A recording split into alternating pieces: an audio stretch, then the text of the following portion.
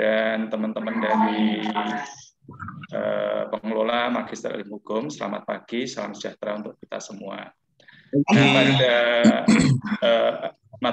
matrikulasi hari yang kedua ini, kita mengawali sesi yang pertama pagi ini, yaitu kita akan mengingatkan atau diingatkan kembali bagi teman-teman yang dari S1 Hukum, yaitu mengenai hukum administrasi negara, asas-asas dan perkembangannya nanti.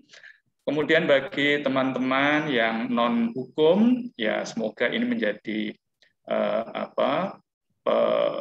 pemantik pembicaraan kita dan juga nanti di dalam membuka wawasan bagi teman-teman yang non-hukum mengenal hukum administrasi negara.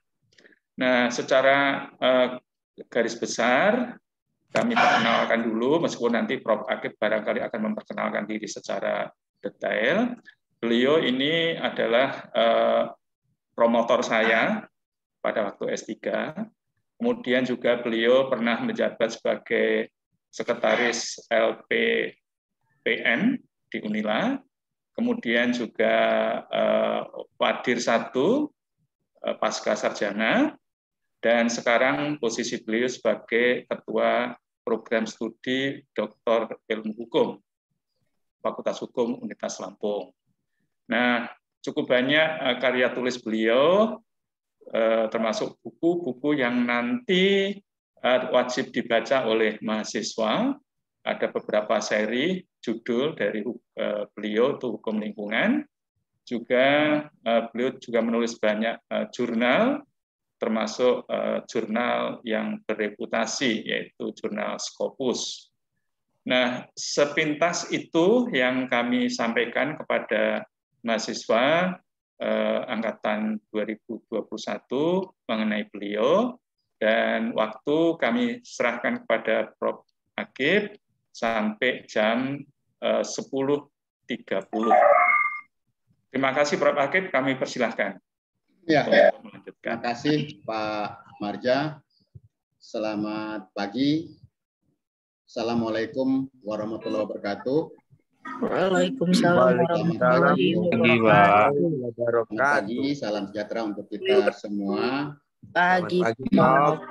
Pagi, Prof. Pagi, Prof.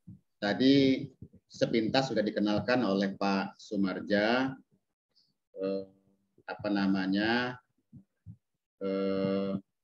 Nanti pada saat kuliah di semester 1 saya bersama tim nanti akan mengajar mata kuliah politik hukum.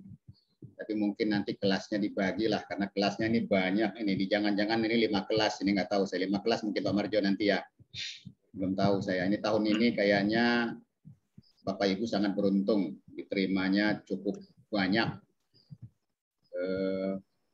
Kayaknya sih, tapi kalau daring sih nggak ada masalah. Tapi kalau offline, saya megang 5 kelas nggak sanggup kalau offline ya. Jadi kalau kemarin 4 kelas itu karena kita bagi dan daring sifatnya, jadi nggak terlalu repot. Kalau daring kan masih bisa sekaligus ya, walaupun 100 sekian juga masih bisa sekaligus. Kemudian pada semester 2, Bapak Ibu sekalian nanti akan ketemu saya di mata kuliah yang menjadi sebetulnya core bidang ilmu saya, yaitu hukum lingkungan. Nanti pada semester 2 itu mata kuliah wajib di Magister Hukum Unila. Nah, hari ini dari kemarin Bapak Ibu sekalian diberikan materi tentang matrikulasi. Prinsipnya si matrikulasi ini matrikulasi yang masih sifatnya umum kalau saya lihat. Jadi matrikulasi yang diberikan itu tidak hanya untuk Bapak dan Ibu yang non hukum, tetapi juga untuk Bapak Ibu yang background-nya S1-nya adalah hukum. Jadi tujuannya seperti dikatakan oleh Pak Sumarja tadi, bagi yang S1-nya hukum, ya ini untuk mengingatkan kembali, mereview ya. Materi saya materi dasar, karena kenapa materi dasar? karena kita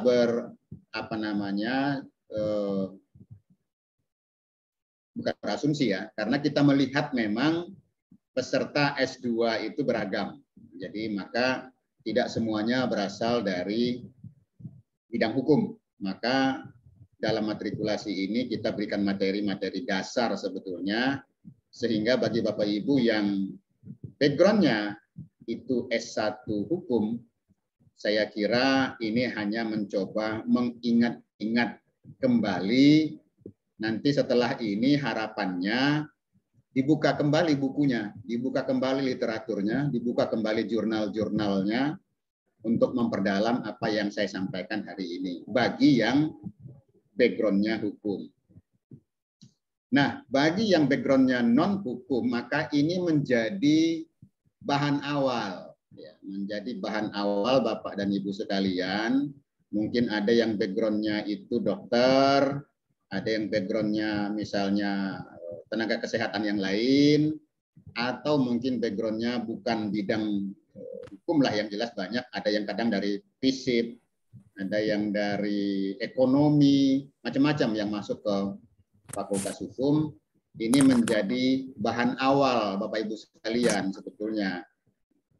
Dan itu menjadi pemantik lah istilahnya ya, untuk Bapak Ibu memperdalaminya. Kenapa itu penting ya, bahan awal ini sangat penting untuk diperdalam kembali ya. Meskipun saya lihat, saya lupa Pak Marja, di semester berapa teori hukum di S2? Semester 1 atau 2 ya? Semester 1, Bro. Semester 1 ada teori hukum. Tapi lagi-lagi Pak Marja, teori hukum itu sebetulnya materi lanjut.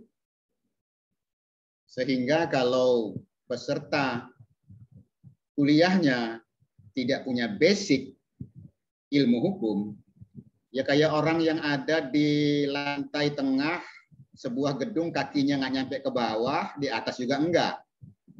Jadi melayang-melayang itu belajar hukumnya. Ya. Jadi makanya salah satu kesulitan, ini pengalaman saya ya, mudah-mudahan yang lain enggak ya. Salah satu kesulitan saya ketika membimbing tesis nanti, ketika membimbing tesis itu pijakannya atau basic hukumnya itu masih rentan, masih lemah ya. Tapi di teknis dia kuasai, tapi di bawahnya begitu kita kejar secara konsep teorinya, dasar-dasar hukumnya nggak paham. Nah ini oleh karena itu Bapak dan Ibu, terutama ya, ini bukan sebenarnya tidak menjadi sesuatu yang berlaku semuanya ya. Banyak juga yang mereka backgroundnya bukan hukum tapi menguasai hukum itu bagus, banyak. Bahkan ada yang backgroundnya hukum tapi begitu ditanya tentang hukum saja sudah lupa semuanya, banyak ya. Jangankan Bapak Ibu, mahasiswa saya misalnya di S1 mata kuliah hukum lingkungan itu kan semester 3. Begitu mata kuliah ketemu saya di mata kuliah yang lain di semester 5, saya tanya, lupa. Ya, ini sistem belajar zaman sekarang ini beda dengan sistem belajar zaman kami. Ya. Zaman sekarang ini semuanya banyak, bahannya banyak, serba instan, belajarnya juga instan. Sehingga lupanya juga instan gitu ya. Makanya kalau sering berseloroh dengan teman-teman, kalau nggak mau banyak lupa, nggak usah banyak baca lah, supaya nggak banyak lupa. Supaya nggak banyak lupa, jangan banyak baca, itu kan berseloroh saja sebetulnya. Baik, Bapak Ibu sekalian, hari ini saya akan menyampaikan materi tentang yang diberikan oleh S2 berkaitan dengan, kalau judul di dalam jadwal itu kan asas hukum administrasi negara. Sebetulnya yang pas namanya sebetulnya ya dasar-dasar lah ya, dasar-dasar dari hukum administrasi negara, karena tidak semuanya asas yang disampaikan di sana ya. Jadi Jadi kalau bicara hukum itu sebetulnya Pak Tis mungkin kemarin sudah bicara, itu ada nilai, ya kan, ya, asas, norma. Yang paling tinggi itu nilai, lalu asas, dan yang konkret norma. Asas itu menjadi dasar, ya. Asas itu menjadi jantungnya hukum. Ya. Jadi kalau bicara asas itu jantungnya. Ya. Jadi kalau bicara asas itu belum tentu ada normanya. Tapi norma yang tidak berlandaskan kepada asas itu norma yang ngawur, ya, gitu ya. Jadi makanya jantungnya aturan itu ya asas. Ya. Makanya nanti semua aturan itu bisa dilihat ada asasnya enggak. Misalnya ada aturan yang mengatur tentang hukum administrasi negara. Ada landasannya enggak? Kalau nggak ada landasannya, berarti dia bertentangan dengan asas legalitas. Lalu misalnya aturannya itu multitafsir, satu bilang A, satu bilang B, maka bertentangan dengan asas kepastian hukum di sana. Lalu misalnya ada aturan, oh itu hanya bermanfaat untuk pejabat saja, oh itu hanya bermanfaat untuk penguasa saja, itu berarti bertentangan dengan asas kemanfaatan, asas bertentangan dengan tujuan kepentingan umum. Oh, satu aturan itu dibuat sekarang, tapi kok jangkauannya kok pada masa yang lalu. Ya, mengatur tentang misalnya penempatan jabatan seorang pejabat, tapi diberlaku mundur. Nggak boleh itu, karena bertentangan dengan asas dalam undang-undang itu yang namanya asas undang-undang tidak berlaku surut.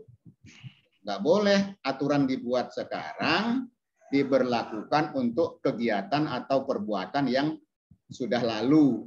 Itu bertentangan dengan asas berlaku surut. Ya.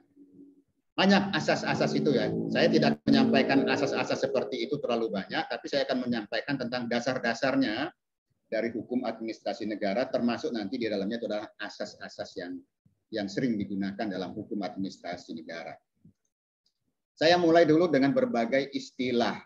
Di depan tadi, judul saya kan hukum administrasi dalam kurung negara. Ya.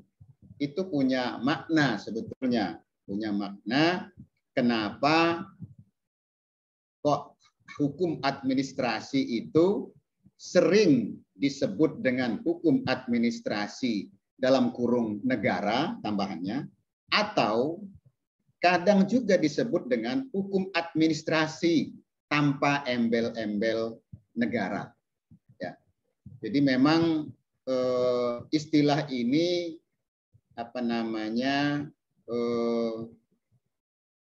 banyak argumentasinya, ya. Jadi istilah hukum administrasi itu sering disebut dengan hukum administrasi negara, kadang juga disebut dengan hukum administrasi tanpa embel-embel negara, kemudian sering juga disebut dengan hukum tata pemerintahan, atau yang lebih sempitnya lagi tentang hukum tata usaha negara. Nah, yang umum kita gunakan ya adalah hukum administrasi ada embel-embel negara atau hukum administrasi tanpa embel-embel negara. Jadi sering disebut dengan hukum administrasi. Cukup. Ada argumentasi-argumentasinya. Nanti Bapak Ibu lihat yang saya kasih warna merah dan hijau, itu sebetulnya pengertian hukum administrasi negara itu di Indonesia dipengaruhi oleh pertemuan Cibulan 26 sampai 28 Maret tahun 73. Tapi dalam perkembangannya hukum administrasi itu di dalam berbagai literatur ya juga sudah banyak mengalami perkembangan dengan istilah hukum administrasi tanpa embel-embel negara. Kalau mau baca penjelasannya secara lengkap ada di buku Hukum Administrasi karangan Philippus Hadjon dan kawan-kawan. Ya, Philippus Hadjon dan kawan-kawan. Apa argumentasinya? Argumentasinya yang paling gampang kita pahami bahwa istilah administrasi di dalam hukum administrasi itu sudah pasti terkait dengan negara. tidak ada istilah administrasi di dalam hukum yang punya makna privat, yang punya makna niaga. Pasti istilah administrasi di dalam hukum selalu terkait dengan pemerintah atau pemerintahan. Jadi nggak perlu lagi disebutkan negara di belakangnya. Kalau bicara hukum administrasi, pasti ranahnya adalah publik, ranahnya pemerintahan, ranahnya negara. Nggak perlu disebut lagi. Beda dengan istilah administrasi dalam lapangan ilmu administrasi. Ini ada yang dari FISIP nggak? Kalau ada yang dari FISIPOL, mereka dalam konteks ilmu administrasi itu ada dua yang saya tahu. Ada administrasi publik atau negara, ada administrasi privat atau bahkan di sana lebih sempit lagi administrasi niaga. Makanya di sana istilahnya memang dikenal dua itu. Tapi istilah administrasi dalam lapangan hukum sudah pasti yang namanya hukum administrasi publik. Ya, ini penjelasan singkatnya. Kenapa ya kok ada istilah hukum administrasi, kadang pakai tambahan negara bukunya atau literaturnya, kadang jurnalnya menyebut cukup dengan administrative law saja, nggak perlu pakai state, nggak perlu pakai public misalnya ya. Itu argumentasinya seperti itu. Karena sudah bicara hukum administrasi, pasti hukum administrasi terkait dengan publik, terkait dengan pemerintahan, terkait dengan negara. Itu mengenai istilah.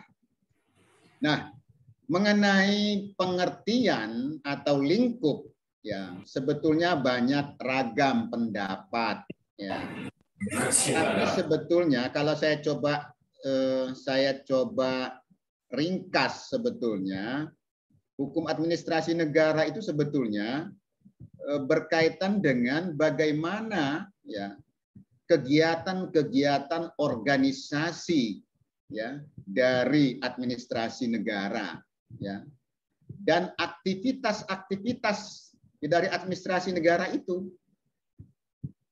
Jadi kalau bicara hukum administrasi, ini nanti Bapak Ibu nanti kan ada materi tata negara, nggak tahu hari ini atau sudah kemarin tata negara ya. Bapak Ibu kalau di semester 2 ketika S1 itu pasti nanti akan dibedakan apa sih perbedaan antara hukum tata negara dengan hukum administrasi negara. Banyak pendapat sebetulnya, tapi yang paling gampang ketika bicara tata negara itu tatanan dari organisasi-organisasi negara. Ya. Tapi bagaimana tatanan organisasi negara itu menyelenggarakan tugasnya itu sudah bagian dari hukum administrasi negara. Gampangnya ginilah ya. Kalau mau bentuk organisasi Pemda itu apa saja strukturnya, badan-badannya apa, OPD-OPD-nya apa, lembaga-lembaga lain juga apa, itu bagian tata negara sebetulnya. Hukum pemerintahan daerah. Kalau di daerah. Kalau di pusatnya hukum pemerintahan atau hukum tata negara.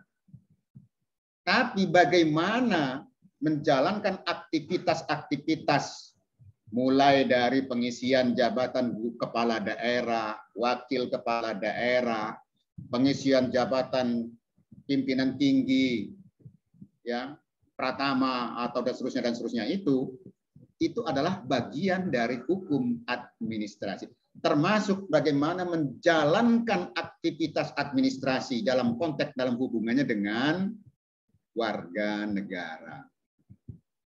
Ya, jadi intinya sebetulnya itu tentang hukum administrasi negara. Bedanya tipis ya. Bedanya tipis, dalam satu wadah itu ada tata negaranya, ada administrasi negaranya. Di universitas juga kalau kita coba analogkan itu, atau di fakultas deh, kalau kita analogkan itu, bagaimana struktur di fakultas itu? Ada dekan, ada wakil dekan, tupoksinya apa, ada kaprodi, topoksinya apa, itu bagian dari kita analogkan tadi itu sebagai hukum pemerintahan yang terkait dengan pemerintahan yang ada di lingkungan universitas, yang ada di lingkungan fakultas hukum. Tapi bagaimana hubungan antara dekan sama wadek, dekan sama kaprodi, bagaimana pengisian dekan, bagaimana pengisian kaprodi, bagaimana bagaimana para dosen menjalankan tugasnya dengan konteks mahasiswa, bagaimana pimpinan melayani mahasiswa, itu adalah bagian dari hukum administrasi. Ya, jadi dia lebih sifatnya aktif, administrative activity di sana. Ya, jadi berkaitan dengan kegiatan-kegiatan administrasi. Bahkan ada yang mengatakan sebetulnya termasuk administrasi dari peradilan, itu juga bagian dari hukum administrasi. Ya. Nah, cakupannya yang saya katakan tadi, kayaknya sih ini lebih gampang mengingatnya, ya meskipun cakupannya bisa saja lebih luas dari ini. Saya coba ringkas. Yang pertama di sana dikatakan hukum administrasi negara atau hukum administrasi itu mengatur sarana penguasa untuk mengatur dan mengendalikan masyarakat. Apa sih instrumen-instrumen yang bisa digunakan oleh pemerintah untuk mengatur dan mengendalikan masyarakat? Ya, mengatur sarana-sarana itu, misalnya supaya mahasiswa itu punya kompetensi yang bagus setelah lulus dari Unila. Apa sarananya? Oh, pembelajaran menggunakan RPS salah satunya misalnya. RPS-nya bagaimana? RPS itu disuruh, harus dibuat 16 kali pertemuan. Bagaimana cara mengendalikan supaya mahasiswa punya kompetensi? Oh iya, tidak hanya cukup ceramah, tapi diberikan tugas-tugas. Untuk apa tugas-tugas itu? Supaya dia bisa mendalami apa yang disampaikan dosennya, belajar sendiri, mengerjakan memahami tugas-tugas yang diberikan. Jadi mengatur sarana penguasa, dalam arti luas ya penguasa itu, pemerintah dalam artinya ininya, untuk mengatur dan mengendalikan masyarakat. Termasuk mengendalikan mahasiswa tidak plagiarisme, gimana caranya? Ada instrumen misalnya Turnitin misalnya, kan gitu ya. Ada instrumen Turnitin misalnya. Jadi ada mengatur sarana. Sarana itu sebetulnya banyak. Ada perizinan, ada ya banyaklah ya sarana penguasa ya. Lalu yang kedua itu mengatur wewenang, tanggung jawab, fungsi, dan tingkah laku pejabat. Nah, ini misalnya Bapak Ibu yang ada di kejaksaan misalnya. Ini biasanya banyak yang dari jaksa, yang dari hakim. Ya. Apa tugas jaksa? Apa tanggung jawab jaksa? Apa fungsi dan tingkah laku jaksa itu? Itu bagian dari hukum administrasi di bidang kejaksaan. Administrasinya ya. Tapi begitu dia menangani perkara, itu persoalannya bukan lagi hukum administrasi ya di sana. Sudah berkaitan dengan independensi dari tugas peradilan di sana. Jadi bagaimana wewenang, tugas, fungsi dan tingkah laku pejabat pemerintah di situ. Ya. Jadi kepolisian, kejaksaan itu melekat tugas fungsinya dua di sana ya. Ada eksekutifnya, ada yudikatifnya di sana. Ya. Jadi tugas mengadili juga ada tugas menjalankan eksekutif di bidang pemerintahan. Ya. Makanya Jaksa Agung itu kan diangkat. Ya, jadi karena dia kepolisian juga diangkat oleh presiden karena tetap di bawah eksekutif juga. Jadi kakinya dua itu ya, kakinya dua. Jadi mengatur wewenang, tugas, tanggung jawab, fungsi, tingkah laku pejabat. Jadi termasuk misalnya kalau kita ambil yang simpel saja di daerah misalnya, apa sih tugas dari kepala dinas? Wewenang kepala dinas itu apa? Oh, misalnya wewenang kepala dinas di bidang lingkungan misalnya. Oh, dia punya wewenang untuk menetapkan norma standar yang ada di tingkat provinsi. Berkoordinasi dengan lembaga-lembaga lain. Termasuk memberikan rekomendasi misalnya terkait dengan dokumen-dokumen lingkungan. Dia punya tanggung jawab di sana, ada support dalam konteks wewenang yang ada itu. Karena tanggung jawab lahir setelah adanya wewenang. Bagaimana menjalankan wewenang? Sumber wewenangnya dari mana? Bagaimana menjalankan wewenangnya itu? Ya. Itu diatur nanti fungsi-fungsi. Nah, itulah bagian dari hukum administrasi negara. Lalu yang ketiga, menetapkan norma fundamental bagi penguasa untuk pemerintahan yang baik. Ini sering kita kenal dengan sebetulnya norma fundamental ini kan sebetulnya penjabaran dari prinsip-prinsip asas umum pemerintahan yang baik. Itu diatur dalam norma-norma, ya, diatur dalam aturan-aturan yang penting bagi penguasa untuk menjalankan pemerintahan yang baik. Misalnya apa? Misalnya norma yang mencerminkan asas kecermatan misalnya. Apa yang diatur di sana? Misalnya sebelum memberikan sanksi harus diteliti terlebih dahulu.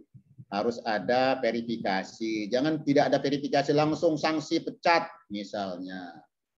Jadi itu namanya melanggar asas kehati-hatian dan asas kepatutan.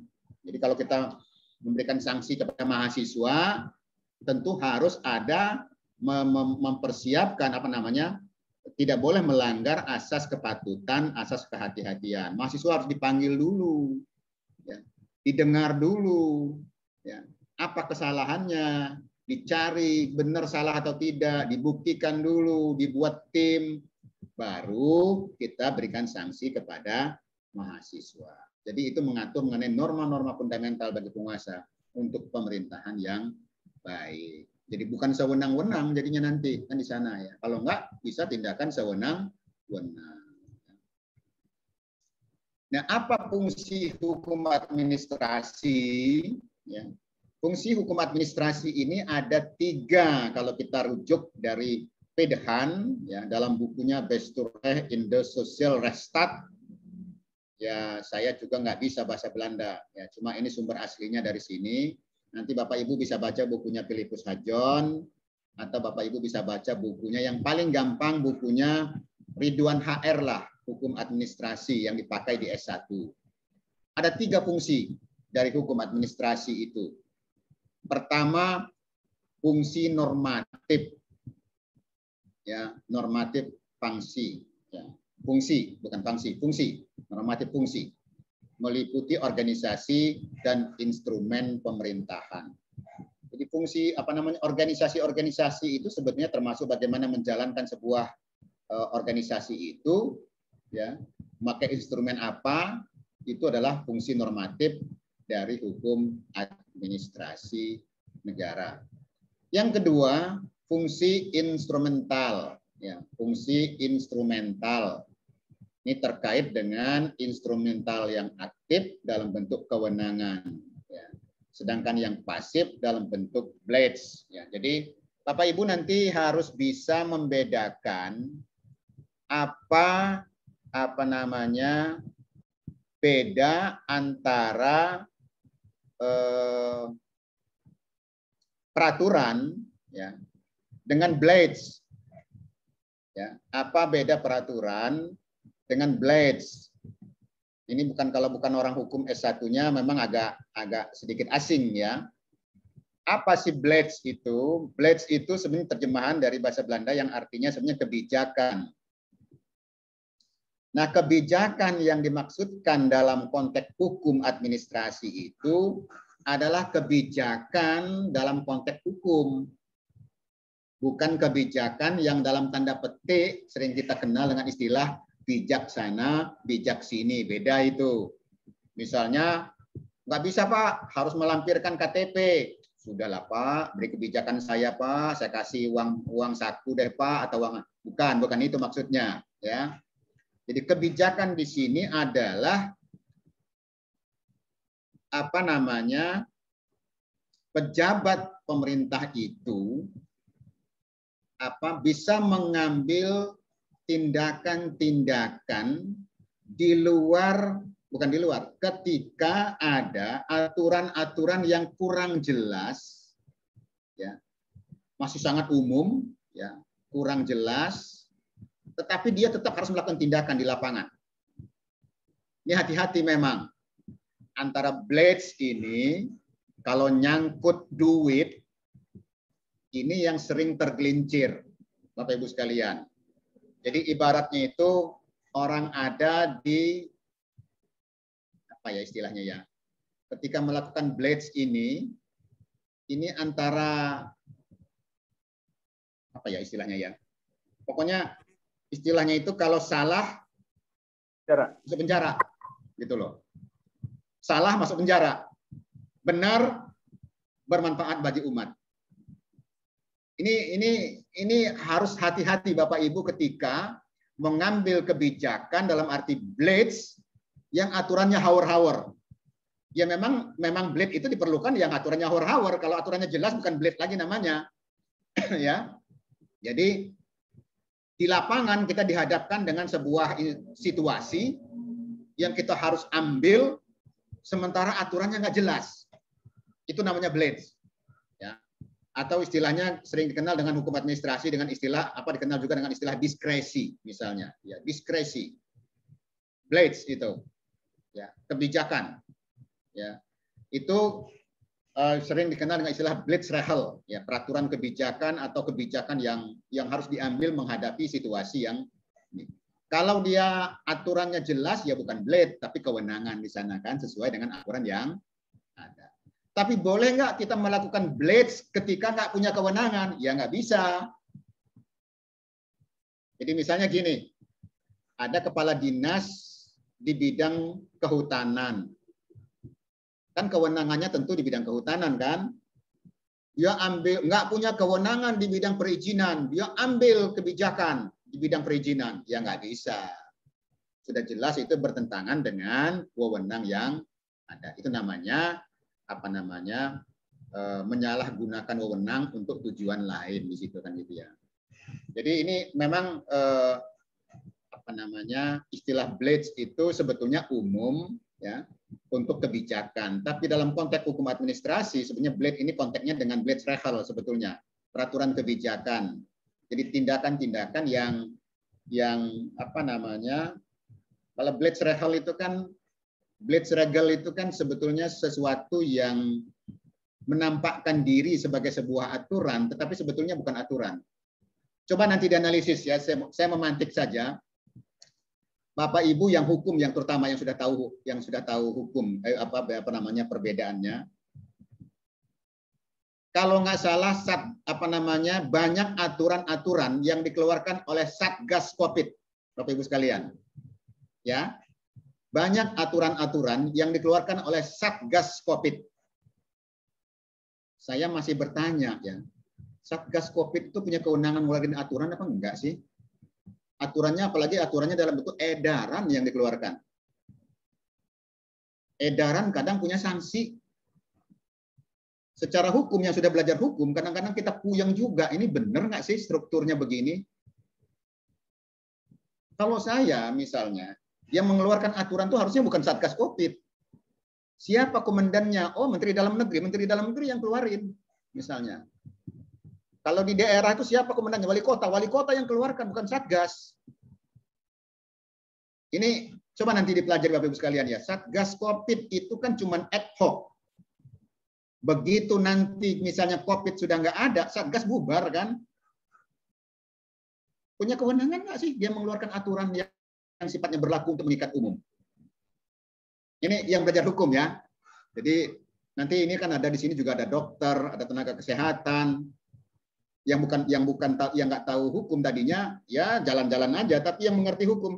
Kita ini kok banyak sekali aturan yang kacau sih sekarang keluarnya. Banyak edaran yang sebetulnya edaran itu semacam blade saja. Menampakkan diri keluar sebagai aturan yang sebetulnya juga bukan aturan. Hanya untuk internal saja. Ya. Surat edaran itu kan untuk internal sebetulnya, tidak berlaku keluar. Surat edaran itu. Jadi internal Unila mengeluarkan edaran ya untuk Unila saja, nggak berlaku keluar tuh. Tapi kalau edaran untuk Indonesia kan berlaku untuk seluruh masyarakat Indonesia tuh. Ini yang harus jadi apa namanya bisa direfleksikan ya, direflektifkan, dikaji ulang, benar nggak sih? Bapak Ibu bisa lihatlah dalam hierarki peraturan perundang-undangan di Indonesia. Bapak bisa buka di Undang-Undang Nomor 12 Tahun 2011 ya kalau salah ya.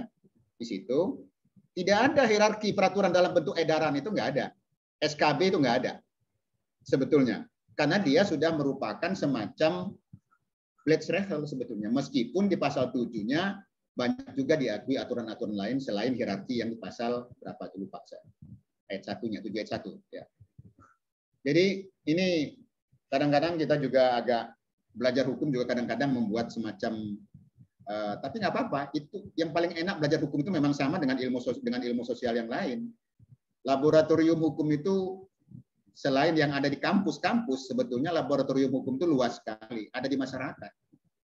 Laboratorium hukum itu ada di semua jajaran penyelenggaraan pemerintahan. Ya, hiruk-pikuk tiap hari itu jadi laboratorium hukum sebetulnya. Ya, hiruk-pikuknya pemerintahan sekarang ini kan jadi semua jadi apa? Jadi bahan Bapak Ibu nulis. Ya, jadi Bapak Ibu kalau misalnya kehabisan ide nulis di kondisi zaman sekarang, nggak tahu deh, saya bilang. Sekarang ini kayaknya sih tidak akan kehabisan ide nulis karena begitu banyak persoalan-persoalan hukum yang terhampar mulai dari penyelenggaraan pemerintahan sampai kepada di proses peradilan. Banyak sekali persoalan-persoalan yang muncul. Yang ketiga, fungsinya sebagai fungsi jaminan. Ya. Fungsi jaminan ya dari bagaimana jaminan terhadap penyelenggaraan pemerintahan. Bahwa jaminan pemerintahan itu bisa bermanfaat ya dan sekaligus menjalankan fungsi-fungsi demokrasi di sana.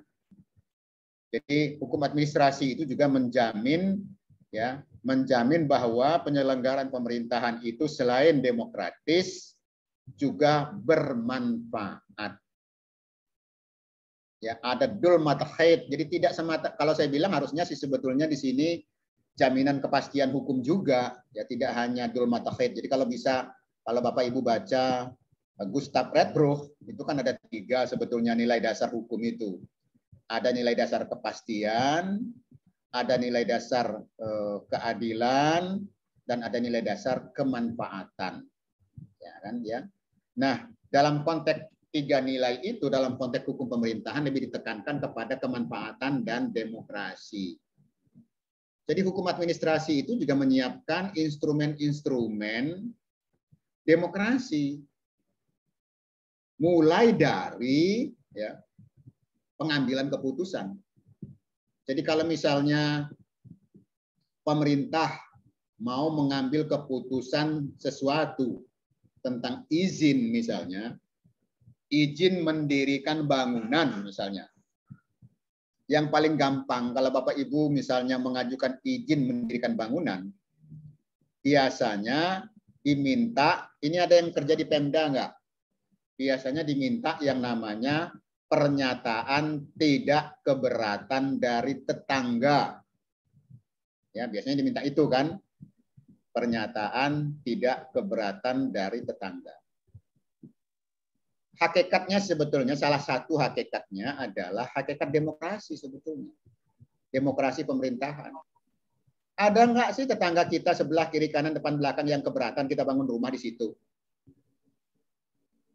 Meskipun sebetulnya instrumen itu perlu tidak perlu. Kenapa bilang perlu tidak perlu? Ya kalau orang nggak keberatan ngapain diminta tanda tangan? Tapi kan pemerintah nggak mau ribet. Pemerintah itu ketika ada sudah lihat tanda tangan tetangga kiri kanan aman kan dia mau kasih izin kan gitu ya. Meskipun kadang-kala juga minta tanda tangannya setengah maksa juga, kadang kan gitu ya, setengah-setengah maksa lah gitu ya. Atau yang lebih celaka lagi yang mau tanda tangan itu saya mau tanda tangan tapi mana amplopnya kan gitu ya, kadang-kadang seperti itu kan. Jadi tapi sebenarnya konteksnya demokrasi itu. Ya, demokrasi dalam hal pemerintahan. Termasuk misalnya konteks demokrasi itu, kita ambil contoh misalnya, kalau ada pencabutan izin mendirikan bangunan, maka masyarakat atau yang punya hak yang izinnya dicabut itu masih punya mekanisme untuk melakukan yang namanya keberatan.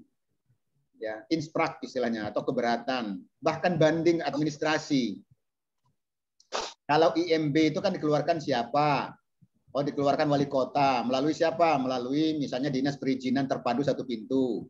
Dia bisa ajukan keberatan melalui Dinas Perizinan Satu Pintu. Kalau tidak juga dipenuhi, maka dia bisa mengajukan banding misalnya kepada instansi atasannya. Kan gitu ya. Ya kalau dia perizinan satu pintu yang menandatangani izin, maka bandingnya kepada siapa? Ya kepada wali kota atau bupati. Jadi itu mekanisme demokrasi sebetulnya. Untuk apa?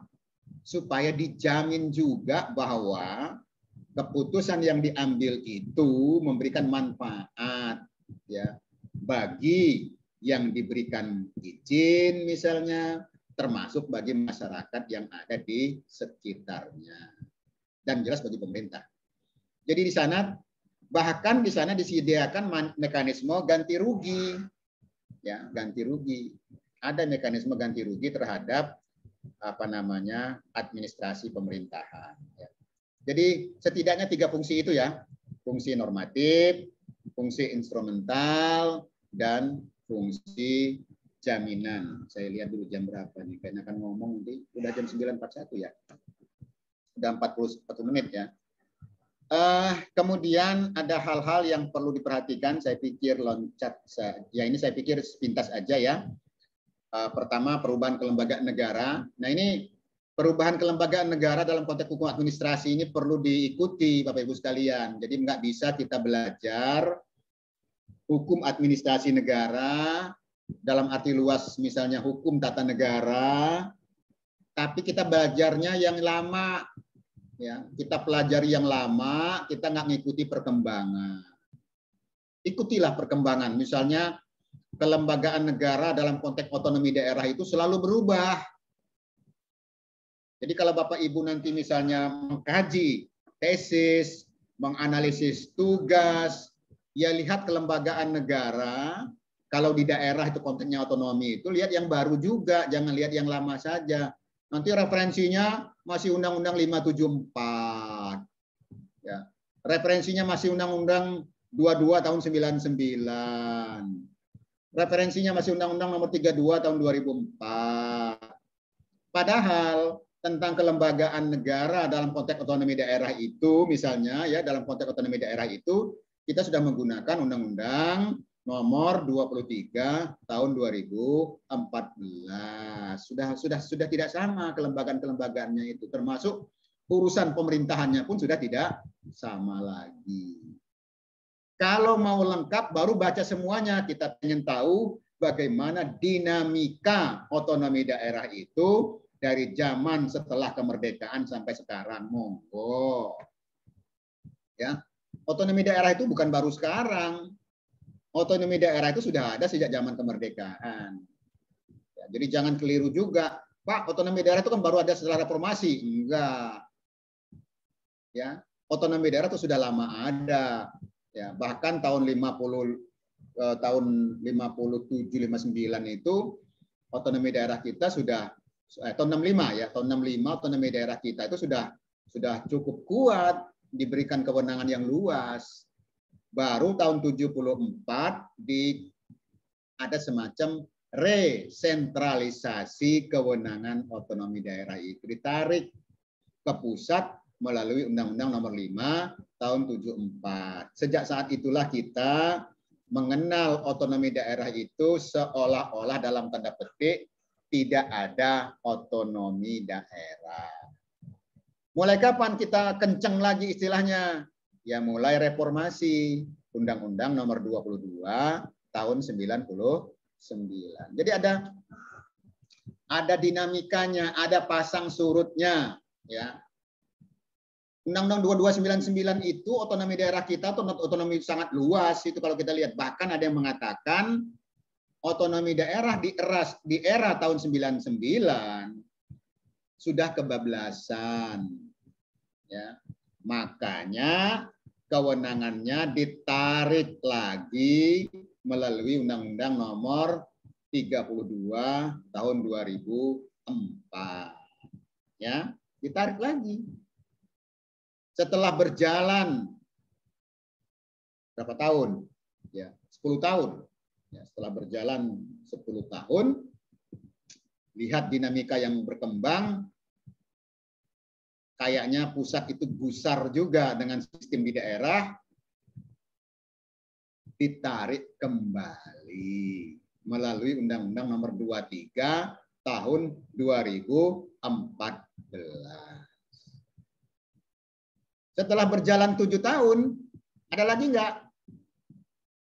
Bapak Ibu sekalian, setelah berjalan di Undang-Undang 23 tahun 2014, ada nggak kebijakan resentralisasinya lagi?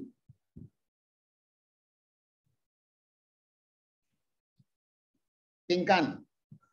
Ini kayaknya Pingkan ini mahasiswa saya ya. Hidupin suaranya Pingkan. Iya, Prof. Gimana? Ada sejak 2014 itu kan sudah banyak ditarik ya, 2004, 2014. Setelah 2014 berjalan sekian tahun, ada lagi nggak upaya pemerintah untuk resentralisasi? Ada, Prof. Melalui undang-undang apa? Tapi nggak sampai cuma diperbarui aja. Yang 2015. Kamu nggak baca tuh. Terutama coba Bapak Ibu pelajari melalui Undang-Undang Cipta Kerja.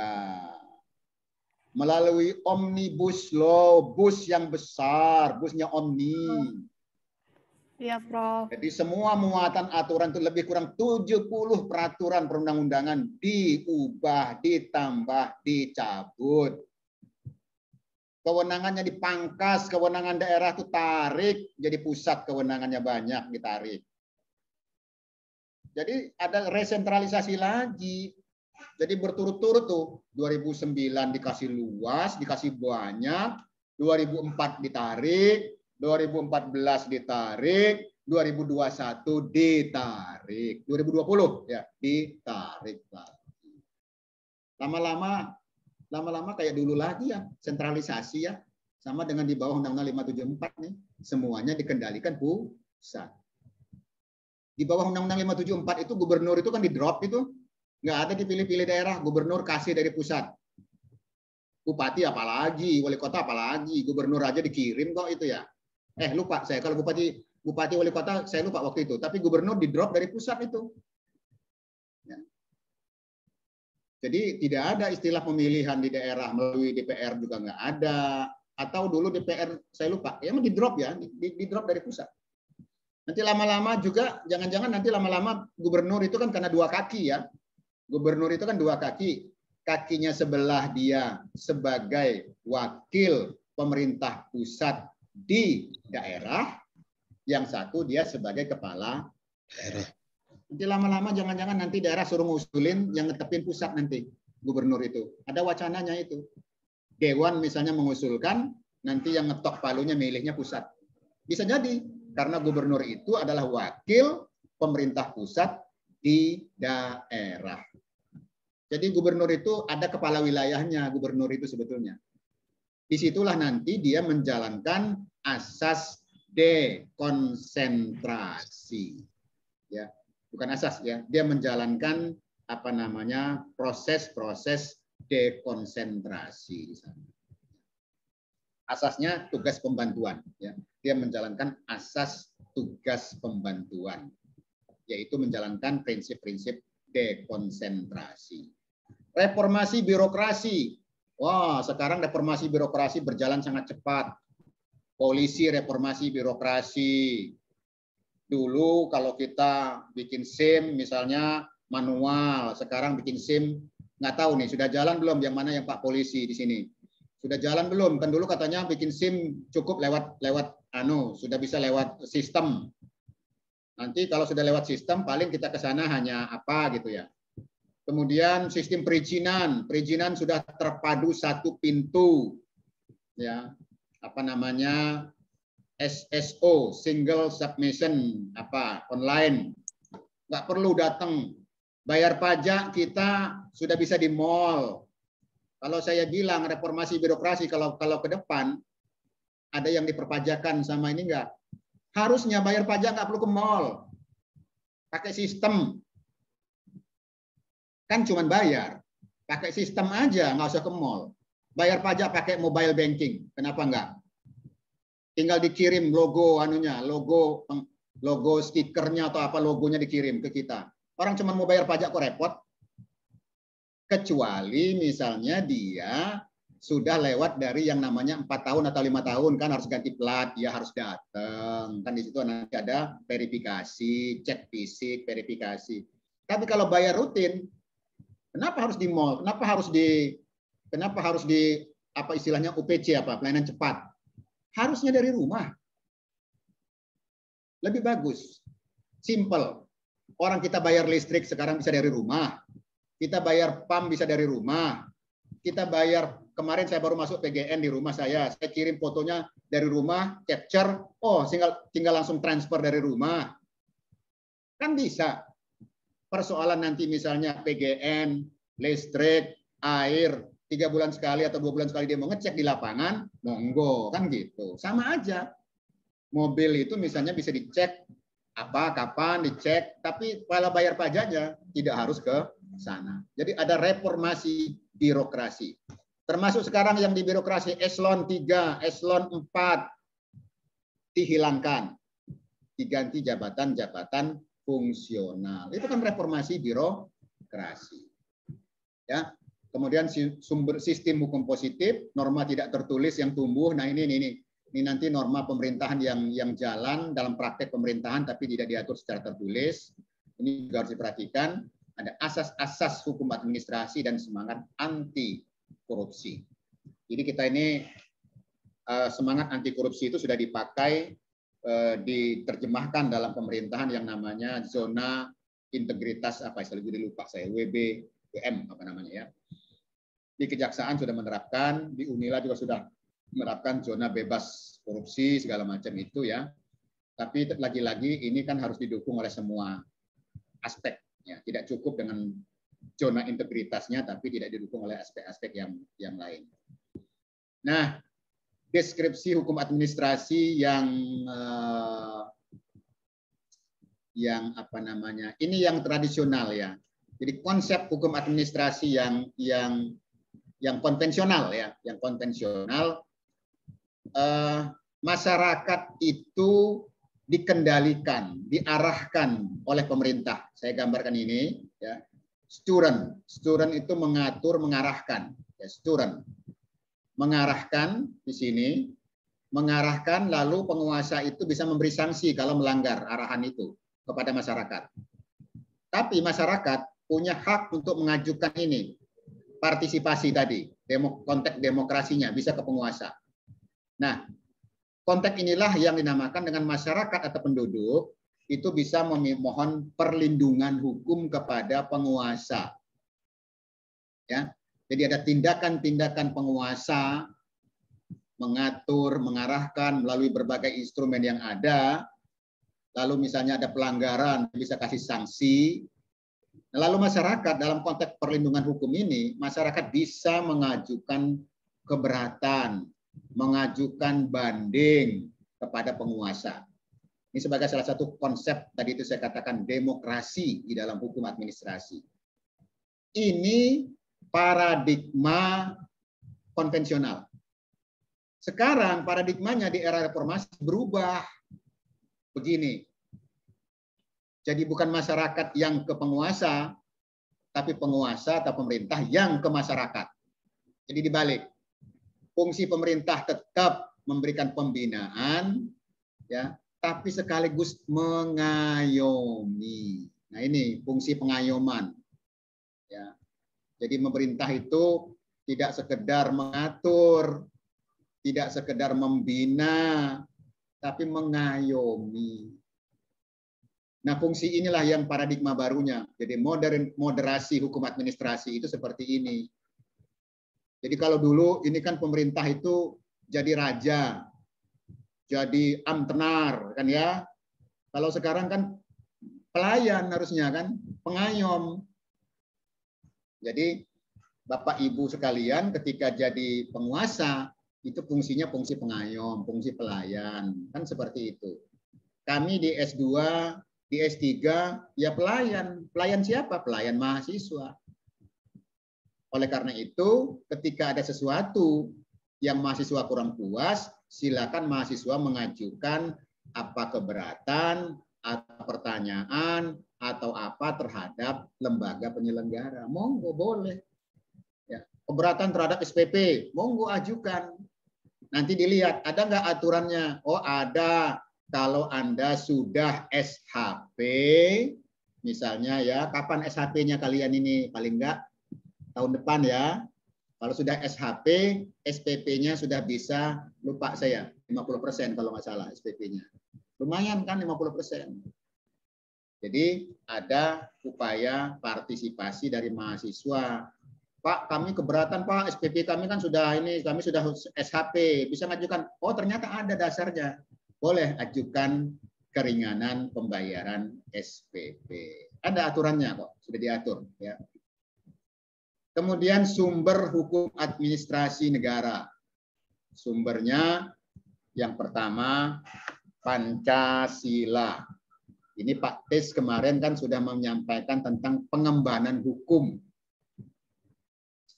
Di S2, S3 terutama sudah mendeklar sebetulnya apa namanya, meskipun ini jadi beban yang berat ya bagi S3 misalnya, sudah mendeklar. S2 kalau nggak salah juga sudah ada dalam ininya, dalam visinya, misinya, tetapi memang beban yang berat ketika bagaimana kita menuangkan kajian-kajian Pancasila itu dalam tulisan-tulisan kita.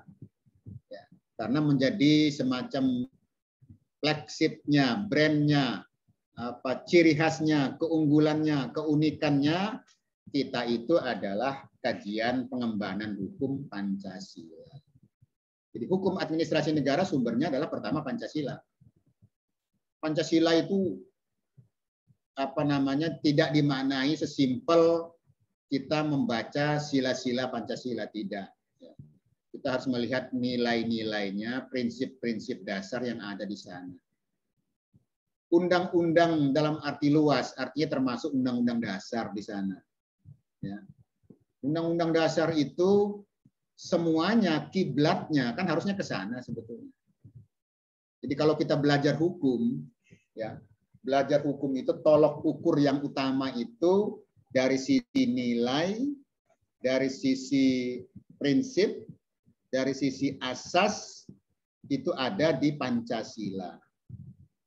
Tapi ketika kita menjadikan tolok ukurnya lebih konkret, apa sih tolok ukur konkret tentang misalnya keadilan? Apa sih tolok ukur konkret dari kepastian?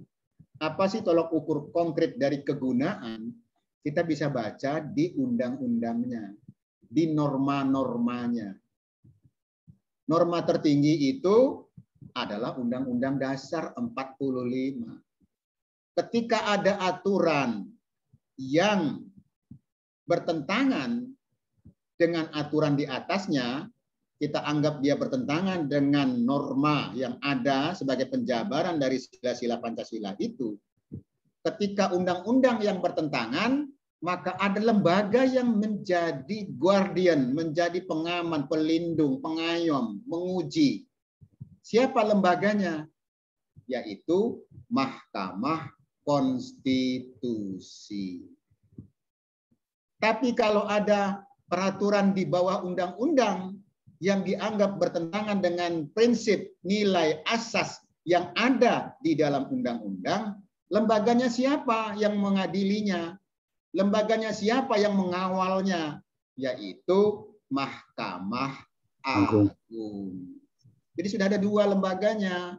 Ya, yang satu mengadili ketika ada undang-undang bertentangan dengan undang-undang dasar, dikenal dengan istilah judicial review. Atau lebih konkret, ada yang mengenal dengan constitutional review. Melalui lembaga yang namanya Mahkamah Konstitusi. Tapi jika ada peraturan di bawah undang-undang yang bertentangan dengan undang-undang, di situ nanti dilihat pengisian jabatannya bertentangan ya dengan undang-undang.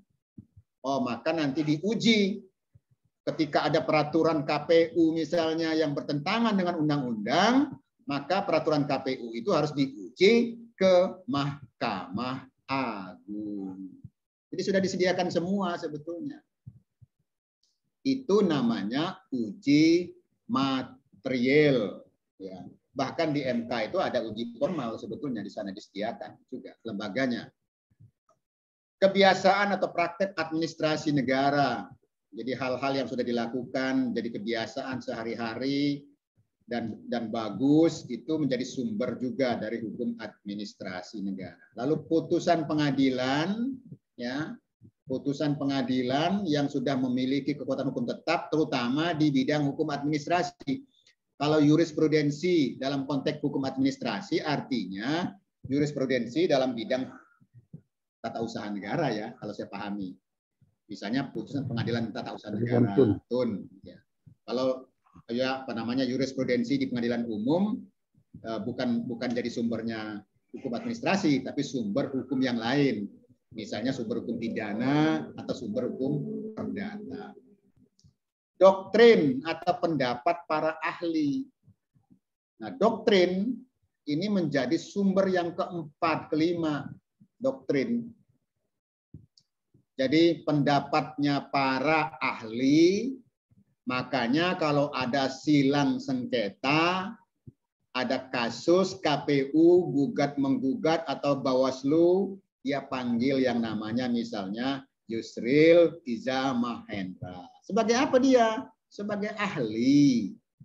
Pendapatnya, doktrinnya, pendapatnya dijadikan landasan. Mau dipakai nggak oleh hakim? Ya monggo.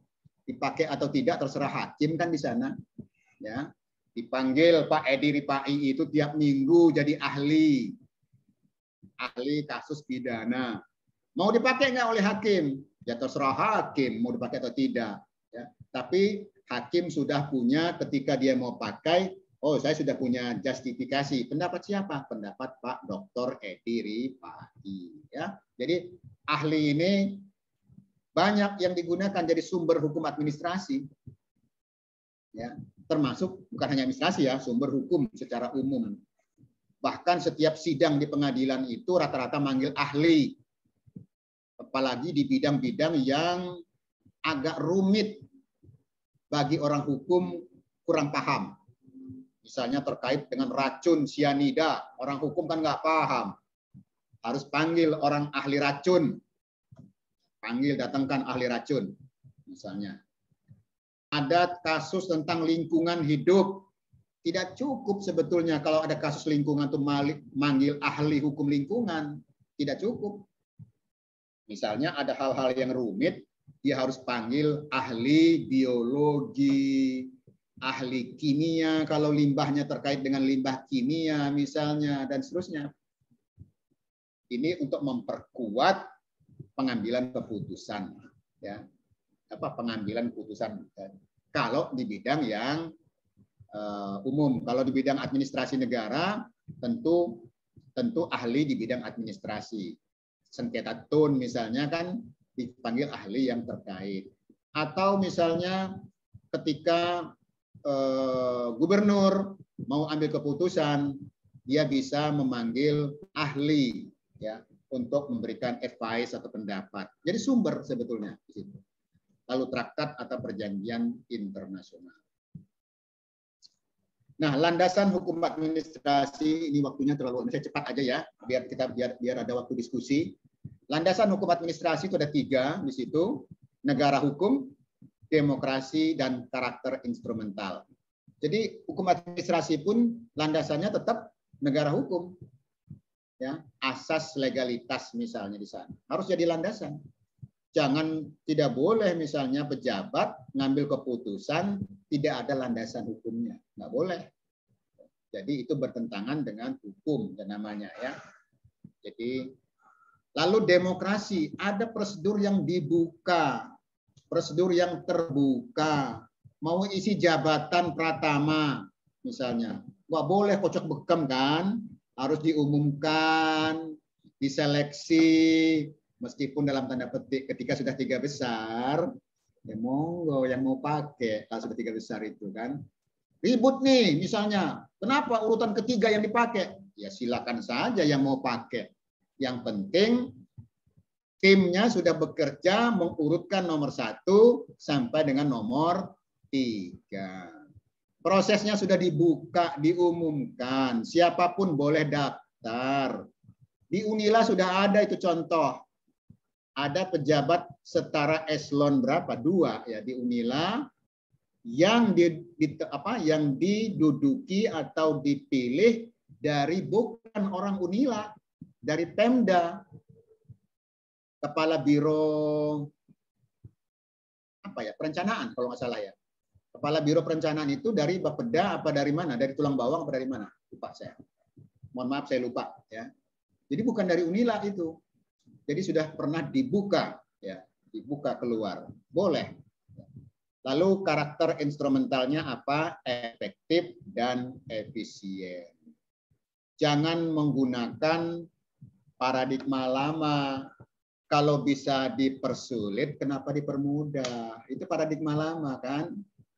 Harusnya kalau bisa dipermudah, kenapa dipersulit? Kalau bisa selesai 1 hari, kenapa dibuat 3 hari?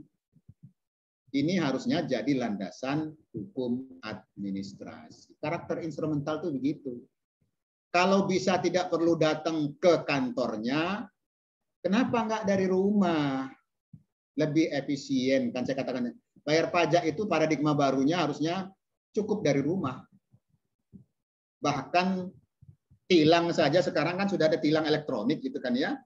Jadi nggak perlu ditungguin di pinggir jalan. Jebret pakai kamera, bila perlu bayarnya transfer aja bayarnya. Kan gitu. Bila perlu bayarnya tidak usah sidang datang ke pengadilan, bayarnya bisa ditransfer ke bank misalnya. Selesai. Kecuali dia nggak bayar. Maka bisa dirazia kendaraannya, dikirim surat untuk dirazia. Jadi karakter instrumental, efektif, efisien. Kalau misalnya bisa efektif, efisien itu dilakukan seperti itu, ya dilakukan. Seperti sekarang kita ini.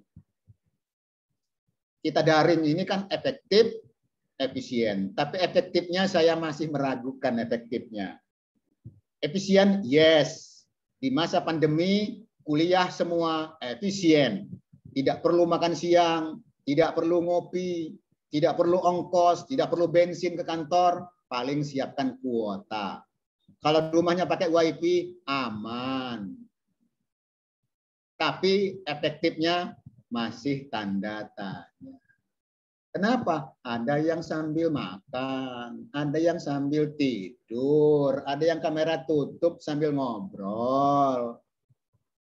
Tidak dipungkiri itu, ada yang masih seperti itu. Ya. Tapi kalau yang betul-betul dia memang mau kuliah, saya rasa melalui Zoom pun tetap aja efektif. Ya. Tapi kalau yang nganggapnya itu dia setengah-setengah, sudah kameranya bisa ditutup, dia bisa sambil makan dulu, bisa sambil ngobrol dulu, macam-macam. Terutama anak S1. Kalau S2 mudah-mudahan enggak, sudah bagus-bagus semua, sudah diterima di S2 itu udah bagus. Ya, kalau S1 kan kadang-kadang, ya kalau S1 saya memang harus keras kalau S1. Kamera nggak dibuka, saya bilang saya anggap nggak hadir. Untuk S1. Kenapa? Karena memang kita memang harus berikan pembelajaran yang cukup, ya karena menjadi basic mereka di Fakultas Hukum. Ya. Kemudian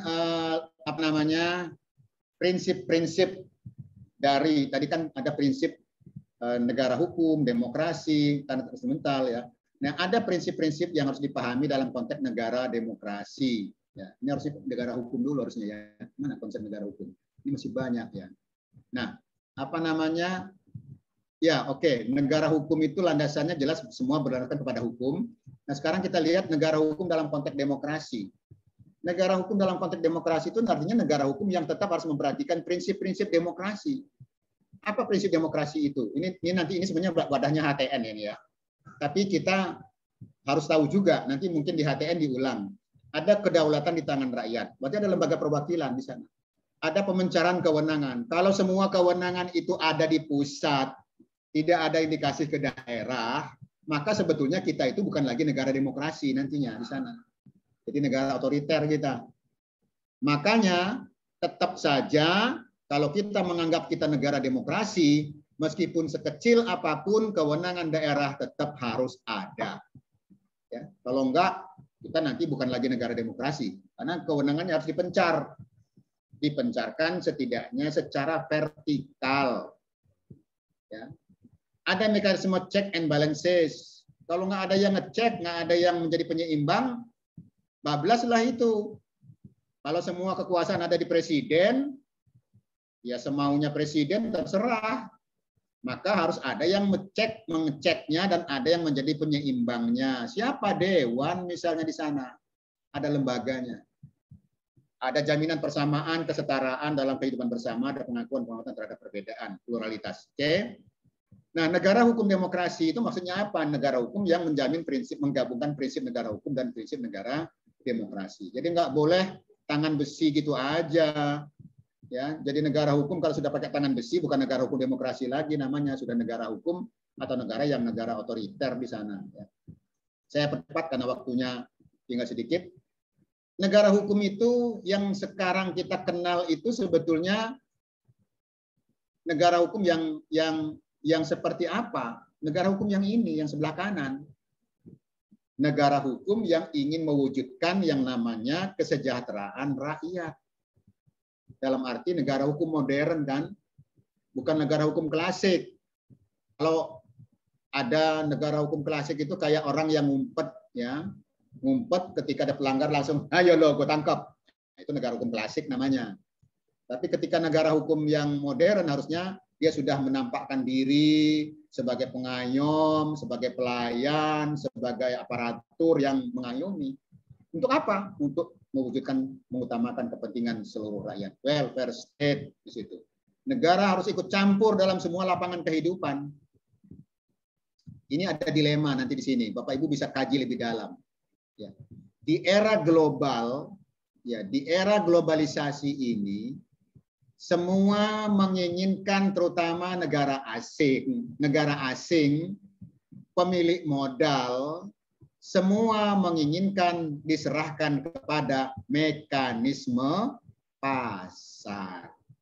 Itu kan konsepnya konsep liberal sebetulnya kan ya. Konsep kapitalis. Konsep kapitalisme, konsep liberalisme. Semua diserahkan ke pasar, yang kuat di pasar itu yang menang. Negara hukum kita boleh nggak seperti itu? Nggak boleh. Negara hukum kita adalah negara hukum yang harus campur tangan dalam semua kehidupan. Ada misalnya pelaku ekonomi kelas kecil, menengah, apa namanya itu, mikro. Kalau disuruh bersaing dengan yang kelas ekonominya besar, ya tergilas, ya kalah dia. Makanya usaha kecil mikro itu harus diberikan apa namanya perlakuan khusus oleh negara.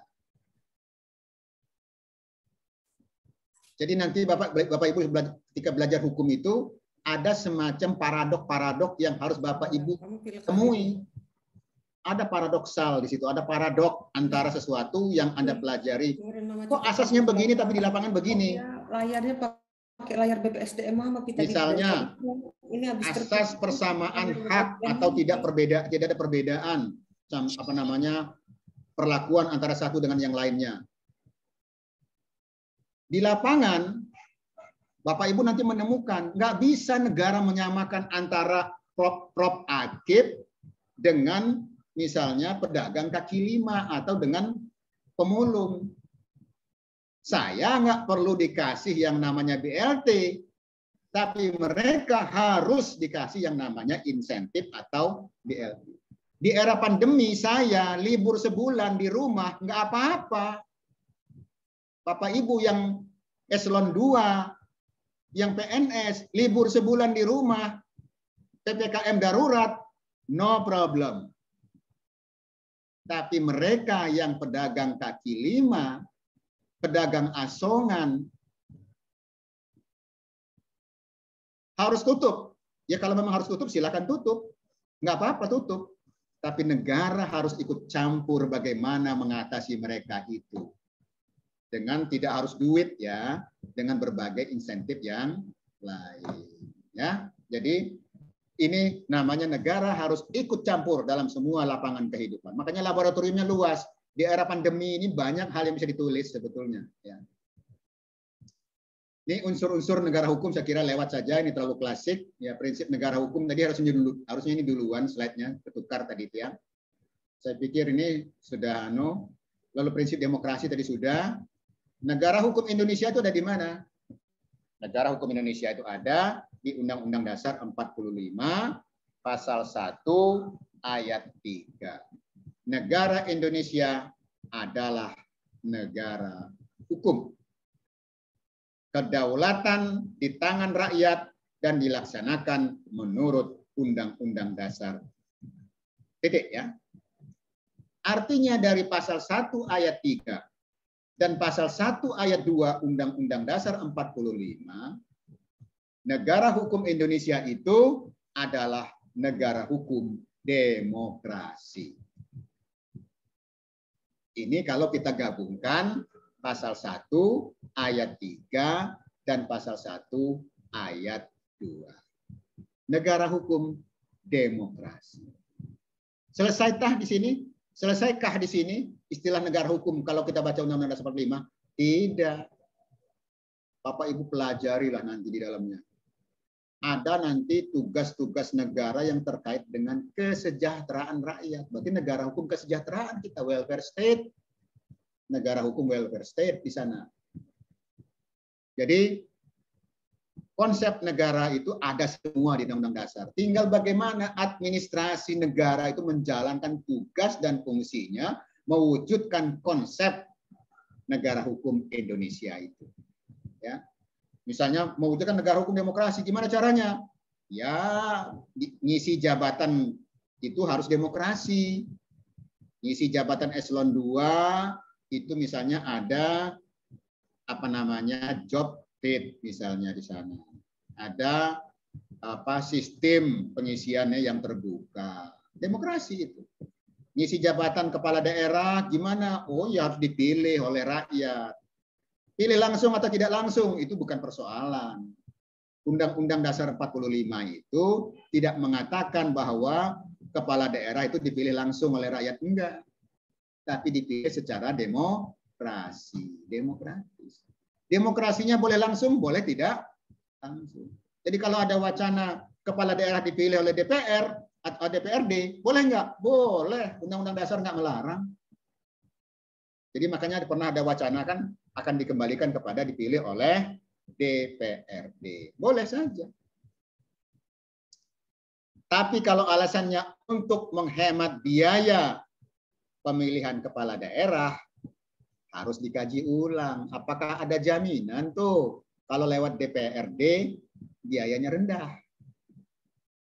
Belum tentu juga kan. Kalau provinsi itu lebih kurang 75 atau 70 anggota dewan. Nggak tahu saya.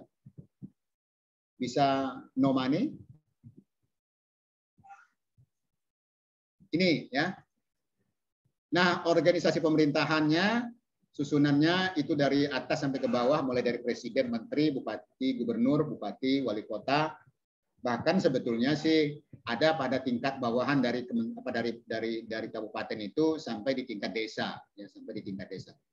Meskipun desa itu karakternya tidak sepenuhnya bagian dari otonomi daerah, karena desa itu punya otonomi sendiri. Ya. Ini strukturnya nanti dilihat hierarkinya. Saya kira ini, nah ini. Lalu tindak atau perbuatan pemerintahan itu ada yang publik, ya, ada yang nyata, ada yang tindakan hukum. Nah, tindakan hukum di sini ada yang publik dan ada yang privat. Yang publik itu ada yang bersegi dua, ada yang bersegi satu. Ya, artinya di sini yang publik itu ada yang berlaku untuk banyak pihak, ada yang juga berlaku hanya untuk sepihak. Nah, sepihak di sini juga masih ada yang umum. Ya, jadi ada yang konkret umum, tapi ada yang konkret individual. Saya lupa memberikan ininya ya. Ada empat satu kotak itu dibagi 4. Ada nggak ya di sini ya? Ini sudah lewat ini ya. Oh ya, ini penting. Jadi itu nanti ada yang abstrak umum, ada yang konkret individual. Ya, jadi nanti di situ ada abstrak umum, ada konkret individual. Itu nanti bisa disilang. Abstrak umum abstrak, ya. Nanti ada umum konkret, ya. Ada konkret umum, ada konkret individual. Itu nanti tolong dipelajari itu ya. Kemudian 3 kunci utama dalam hukum administrasi: kewenangan, prosedur, substansi. Jadi kalau Bapak Ibu nulis hukum administrasi, ya, nulis jurnal, nulis makalah, nulis tesis, saya kira yang pertama harus dipegang itu adalah 3 ini dilihat dulu. Pertama dilihat dari sisi kewenangannya. Ya, ada nggak kewenangannya?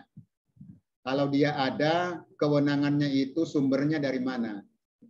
Sumbernya itu atribusi, apa delegasi, apa mandat. Ya, ini sudah mau habis ya, cepat-cepat. Prosedurnya harus ada terbuka, dan substansi atau isi dari urusan pemerintahannya. Mungkin urusan lingkungan, urusan kehutanan, urusan pertambangan, urusan pendidikan, urusan kesehatan.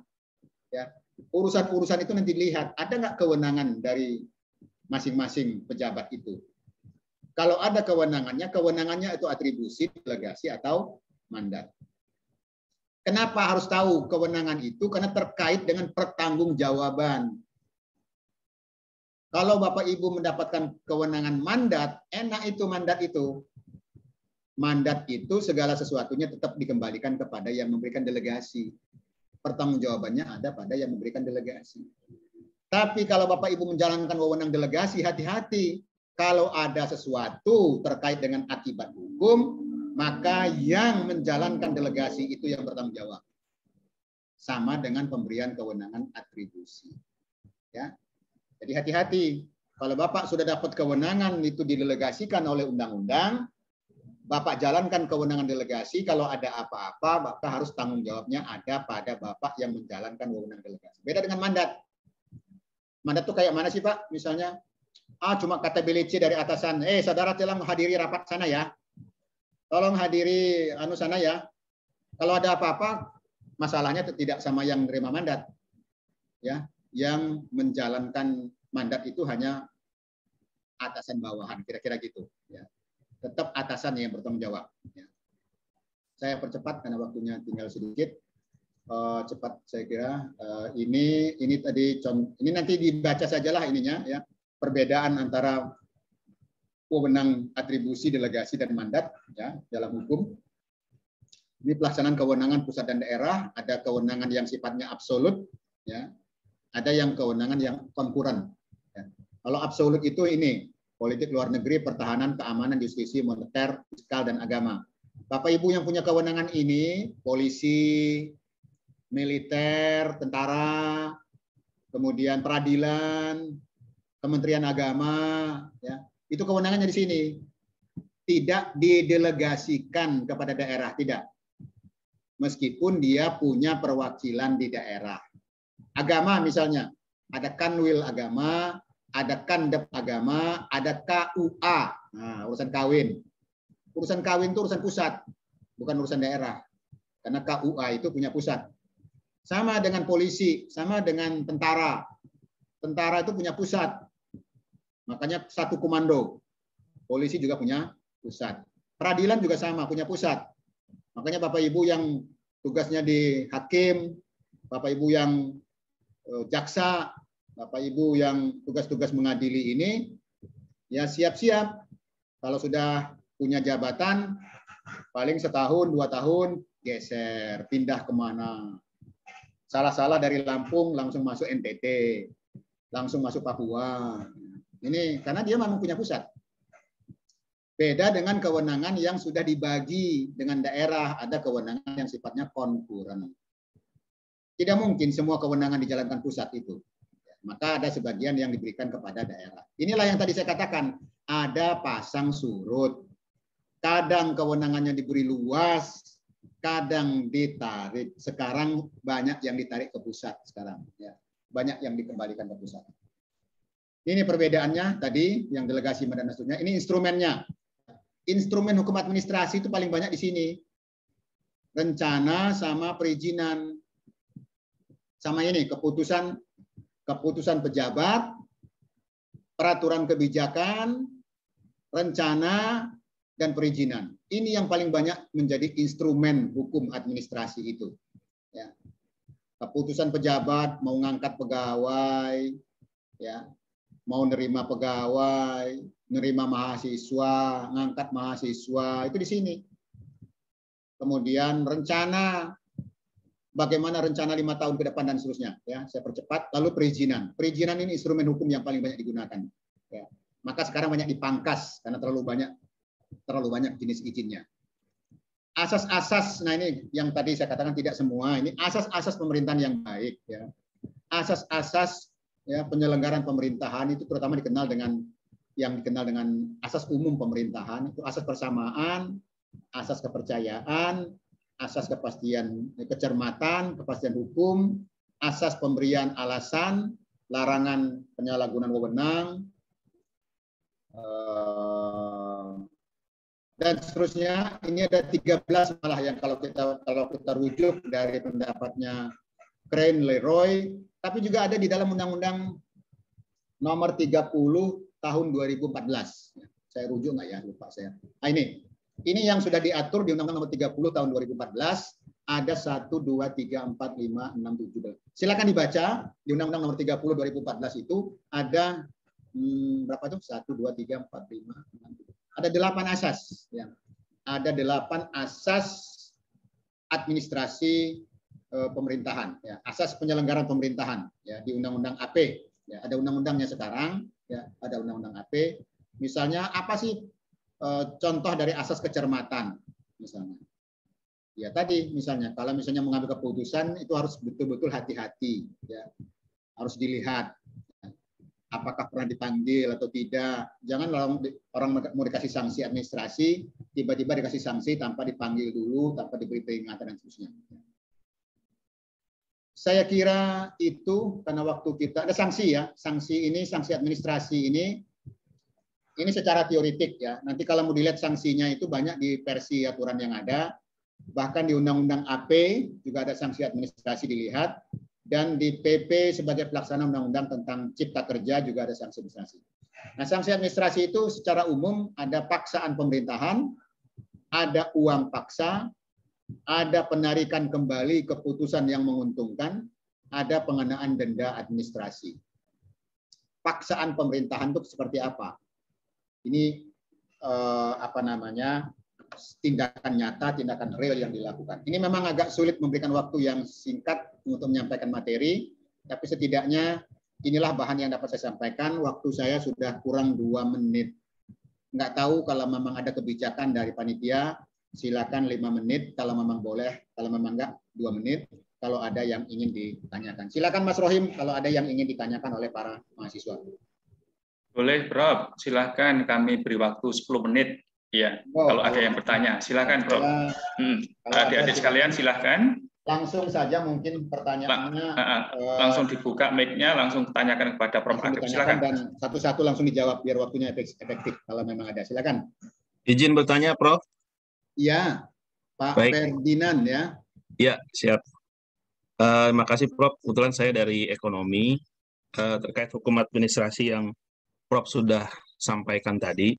Ada yang mau saya tanyakan terkait yang beredar saat ini di kala pandemi COVID-19. Ya. Di beberapa daerah dan di Jakarta juga kita lihat adanya pemerintah daerah menerapkan peraturan, baik edaran maupun kebijakan yang memberikan denda bagi masyarakat, satu yang tidak memakai masker, kedua bagi rumah makan yang masih membuka di luar jam yang ditentukan oleh pemerintah daerah tersebut. Yang saya tanyakan dari segi hukum administrasinya, apakah edaran atau peraturan PPKM darurat atau PPKM level 4 yang dimaksud memang dapat dijadikan landasan hukumnya dalam menerapkan denda kepada masyarakat tersebut, Prof. Demikian, terima kasih. Ya, langsung saja saya jawab. Pak Ferdinand, pertanyaannya bagus bagi yang bukan orang hukum. Ya. Secara hukum, jika ada tindakan yang melanggar, yang terkait, bukan melanggar, yang terkait dengan mengambil hak asasi orang atau berkaitan dengan menghukum seseorang, harus ada legalitasnya dalam level undang-undang kalau di pusat. Kalau di daerah itu peraturan daerah. Kenapa? Karena di sana dikatakan bahwa segala sesuatu yang mengatur atau mengambil hak rakyat itu harus diatur dengan undang. Harus ada persetujuan rakyatnya. Termasuk ngambil pajak itu kalau nggak ada persetujuan rakyat nggak bisa. Berarti pajak itu harus diatur dengan undang-undang.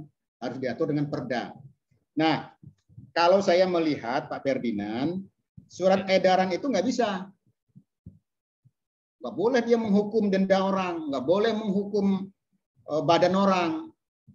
Tapi lagi-lagi kita jangan dulu buru-buru mengatakan surat edarannya yang salah. Seingat saya di daerah-daerah yang memberlakukan PPKM itu ya, sudah punya peraturan daerah yang terkait dengan COVID. Di sana ada landasan untuk menerapkan sanksinya. Edaran ini kan hanya teknis saja dalam kondisi tertentu. Rujukan sanksi, rujukan dendanya bukan di edaran itu, tapi tetap di peraturan yang atasnya, peraturan daerah. Demikian juga PPKM, misalnya di Jakarta, kalau denda 50 juta kemarin kepada Habib Rizik itu perda itu yang atur. Nggak boleh kalau nggak perda, kalau Satgas Covid nggak bisa menghukum dengan denda atau dengan hukuman badan.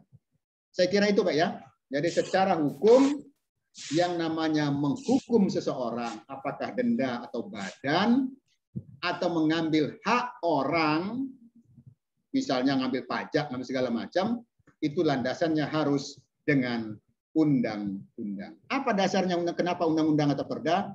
Karena di sana ada representasi dari persetujuan rakyat.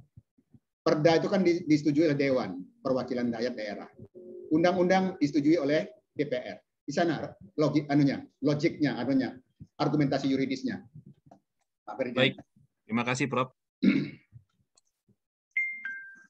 Jadi saya tambahkan sekali lagi, kalau tadi itu ada, Pak Ferdinand bisa lihat di Bandar Lampung ini ada perda nggak? Kalau nggak ada, nah itu menarik untuk ditulis ya. Gitu. Siap, Izin, Prof. Silakan. Izin menambahkan informasi Prof mengenai permasalahan peraturan yang dipakai Satgas Covid. Kebetulan saya Satgas Covid di Kota Bandar Lampung, Prof. Ya. Kami hampir setiap hari melakukan patroli. Kebetulan saya masuk di tim justisinya penindakan. Ini kok nggak kelihatan. Untuk Ibu, informasi. siapa? Saya Tribuana, Prof. Tribuana, oke. Lanjut. Kebetulan di tim justisi, Prof. Ya. Untuk kami melakukan penindakan, memang berdasarkan instruksi Wali Kota yang terbaru ini nomor 7, yang isinya menindaklanjuti Inmendagri nomor 28 tahun 2021 tentang pembatasan PPKM. Ya. Isinya mengatur pelaksanaan kegiatan dan sebagainya. Untuk sanksi, Prof, kami memang tidak menggunakan perda kota, karena perda kotanya sendiri memang belum ada, Prof, sampai saat ini. Sehingganya kami merujuknya kalau untuk sanksi itu ke perda provinsi, Prof, yang sudah ada, yaitu di perda nomor 3 tahun 2020, Prof, tentang adaptasi kebiasaan baru pencegahan pengendalian COVID-19. Itu saja informasinya, Prof. Terima kasih. Ya. Jadi saya jawab boleh. Ya, bahkan kalau perda provinsi tidak ada, di levelnya nasional tadi kan ada Permendagri. Ya. Jadi Permendagri boleh digunakan sebagai landasan. Ya, boleh digunakan sebagai landasan. Yang tidak boleh itu di atasnya nggak ada sama sekali, itu nggak bisa. Ya, jadi sudah di tingkat provinsi nggak ada, di tingkat Permendagri nggak ada, misalnya lalu gunakan edaran atau instruksi, itu nggak boleh digunakan. Karena edaran atau instruksi itu lebih kepada aturan yang terkait dengan internalnya tim Satgas COVID, tim justisi. Tapi ketika mau mengenakan denda, mau mengenakan sanksi, nggak boleh di edaran itu dibuat sanksi 3 bulan di situ. Jadi rujukan, nggak bisa. Jadi rujukannya harus Perda provinsi boleh, atau bahkan yang paling ini kalau memang tidak ada Permendagri. Kalau Bandar Lampung belum punya perda tersendiri. Ini Pak Marjo ini harus punya harusnya cepat Pak Marjo, Pak PKP HAM itu buat perda kota itu tentang COVID, itu harusnya ada itu. Siap, ya, Prof. silakan yang lain. Mohon izin Prof bertanya. Silakan. Lebih ke mohon pandangan dan pendapat Prof sih. Terkait dengan tadi yang Prof sampaikan, blaze atau kebijakan atau yang biasa dikenal dengan diskresi tadi. Sependek pengetahuan saya, Prof, bahwa diskresi tadi itu ada pengaturannya, bahwa tidak sembarangan akhirnya pejabat itu memberikan atau menyampaikan diskresi terhadap sebuah permasalahan. Ya. Seingat saya itu terkait dengan ada tujuan diskresi, kemudian bagaimana di peraturan perundang-undangan yang mengatur terkait itu, dan asas-asas umum pemerintahan yang baik. Kalau kita ngacu ke peraturan perundang-undangan seperti yang Prof sampaikan tadi, tentu botol ukurnya kembali kepada kewenangan, prosedur, dan substansi terkait apa yang diatur dalam apa yang disampaikan dalam diskresi tersebut. Sedangkan di awal Prof sampaikan juga bahwa kenapa muncul diskresi juga karena adanya samar-samar atau ketentuan yang tidak jelas mengatur terkait satu hal. Nah, kembali dihubungkan dengan ketentuan undang-undang tadi, Prof, undang-undang AP, bahwa salah satu syarat untuk mengajukan, memberikan diskresi tadi adanya peraturan apa yang ditentukan di ketentuan peraturan perundang-undangan. Nah, apakah tidak menjadi kontradiktif, Prof? Orang mengajukan diskresi memang karena ketentuannya yang nggak jelas, namun di satu sisi Undang-Undang Administrasi Pemerintahan mengatur agar diskresi itu juga dikembalikan kepada ketentuan yang mengaturnya, sehingga tidak terjadi penyalahgunaan kewenangan. Mohon pandangan dan pendapatnya, Prof. Terima kasih. Ya, jadi ini pertanyaan yang sangat bagus, bahkan ini pertanyaan yang sudah agak mendalam sebetulnya ya.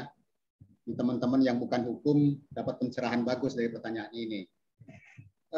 Di satu sisi, tadi saya katakan bahwa sumber hukum administrasi negara itu adalah peraturan perundang-undangan, salah satunya. Artinya semua tindakan itu harus memenuhi asas legalitas. Ada kewenangan, ya, ada kewenangan dulu, tolok ukurnya. Kalau dia nggak punya kewenangan, penyalahgunaan wewenang kan di sana, ya kan? Nah, di dalam melakukan diskresi atau dalam konteks blades, dalam konteks diskresi ini, ya, memang ada hal yang saya katakan tadi, beti gitu loh ya, beda-beda tipis, hati-hati. Di satu sisi tolok ukurnya tetap harus ada.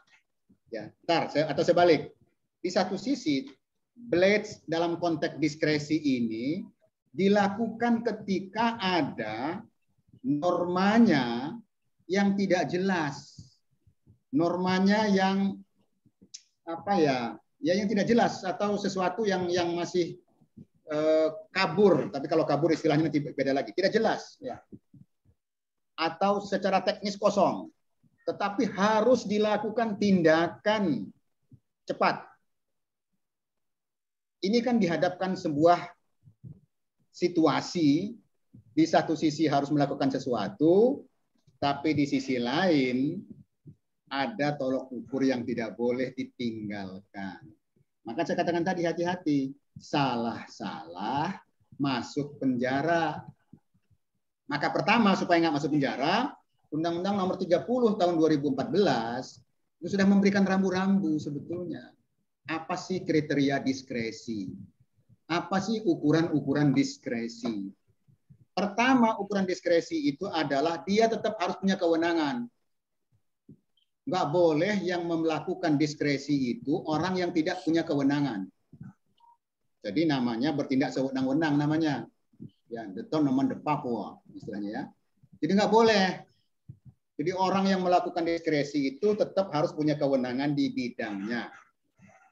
Ya, kalau Menteri Kelautan Perikanan misalnya dia melakukan diskresi di bidang kehutanan ya nggak bisa.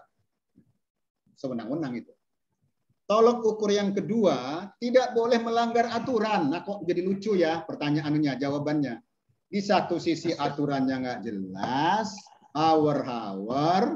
Di sisi lain dibilang tidak boleh melanggar aturan. Lah iya, prinsip dasarnya tidak boleh melanggar aturan di atasnya. Makanya diskresi itu hanya hal-hal yang sifatnya teknis di lapangan sebetulnya. Kalau hal-hal yang bersifat prinsip dasar nggak bisa. Dilihat dulu ada nggak dia punya kewenangan. Boleh nggak dia melakukan? Oh boleh. Dia boleh melakukan tindakan itu. Tapi gimana caranya? Belum diatur secara jelas. Itu boleh dilakukan, dibuat. Itulah yang namanya seringkali kalau dulu sebelum ada undang-undang AP ini, sebelum ada undang-undang sebelum ada undang-undang 12 tahun 2011, diskresi itu sebetulnya tidak diatur di dalam sebagai sumber hukum sebetulnya. Tapi di dalam sekarang ini agak bingung juga kita. Di satu sisi dia dibilang diskresi, tapi di sisi lain dia diakui sebagai aturan. Sebenarnya diskresi itu kan termasuk yang namanya juklak, juknis, edaran, itu kan diskresi sebetulnya. Boleh nggak wali kota menginstruksikan melakukan tindakan-tindakan COVID tanpa ada aturan COVID di atasnya? Nggak boleh. Ya, PPKM di sini dilakukan, tidak ada aturan Mendagrinya, tidak ada artinya, nggak boleh. Karena itulah sebetulnya ranah diskresinya wali kota, tapi wali kota memang punya kewenangan dan sumber hukumnya ada di atasnya. Jadi itu memang blade itu beda-beda tipis. Ya, di satu sisi saya katakan dia melakukan tindakan yang di satu sisi harus dilakukan, tapi aturannya kurang jelas. Tapi di sisi lain dia dikatakan tidak boleh melanggar wewenang, melanggar aturan yang ada.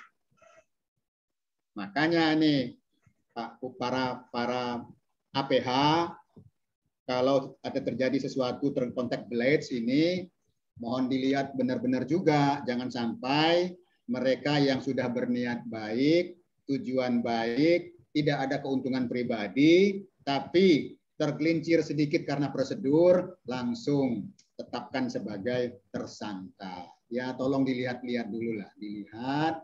Kalau memang sudah pas untuk digelar perkara dia jadi tersangka, ya monggo. Karena memang di era COVID ini terutama ya, di era bencana, sering banyak sekali yang namanya blades atau diskresi. Makanya bencana itu seringkali juga membawa bencana bagi pejabat. Ya. Kalau ada gempa bumi, ada sesuatu yang harus segera dilakukan, mungkin harus melalui proses tender dan segala macam, dia tidak tender. Adakan langsung, segera adakan, pengadaan, harus segera kan itu. Nah seringkali ini juga jadi dasar untuk mereka terjerat kasus hukum. Ya. Dalam kondisi normal sebetulnya blades ini agak sedikit mudah untuk kita terapkan. Tapi dalam kondisi yang tidak normal, ya, ini memang blades ini harus sangat hati-hati, tapi dia dituntut segera. Nah ini, makanya Pak Presiden kan selalu mengeluarkan instruksi. Ada aturan-aturan baru, harus segera refocusing anggaran dan seterusnya. Anggaran ini bisa digunakan untuk apa? Kalau nggak ada landasan, susah di bawah. Ujungnya apa? Anggaran tidak terserap karena takut. Ya, anggaran di bawah banyak tidak terserap karena takut.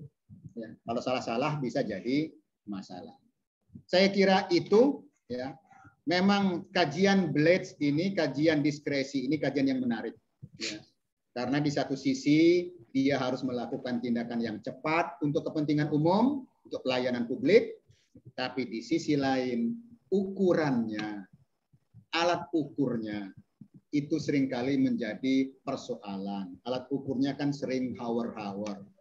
Ya. Kalau sudah jelas kan bukan lagi blades ya, melakukan berarti kan tindakan yang sudah diatur dengan jelas berdasarkan aturan hukum yang ada. Saya kira itu. Baik, terima kasih Prof. Akib. Bapak Ibu, adik-adik mahasiswa yang kami cintai, terima kasih atas partisipasinya dalam sesi yang pertama. Sekali lagi kita ucapkan terima kasih kepada Prof. Akib dan barangkali Prof. Akib bisa men-stop untuk ininya. screen-nya. Terima kasih Prof. Akid. Saya akhiri. Bila itu hidayah. Wassalamualaikum warahmatullahi wabarakatuh. Waalaikumsalam. Waalaikumsalam warahmatullahi wabarakatuh. Terima kasih Prof. Terima kasih Prof. Terima kasih Prof. Tanggal 30 Agustus, tanggal 23 sudah mulai yang reguler nanti. Saya nggak tahu kalau biasanya saya mengajar politik hukum. Ini kan baru mau rapat. Apakah saya masih dikasih Pak Marjo ngajar politik hukum atau tidak? Belum tahu. Makasih, saya akhiri. Bila taufiq hidayah, wassalamualaikum warahmatullahi wabarakatuh. Saya lab ya. Waalaikumsalam. Makasih Prof. Waalaikumsalam warahmatullahi wabarakatuh.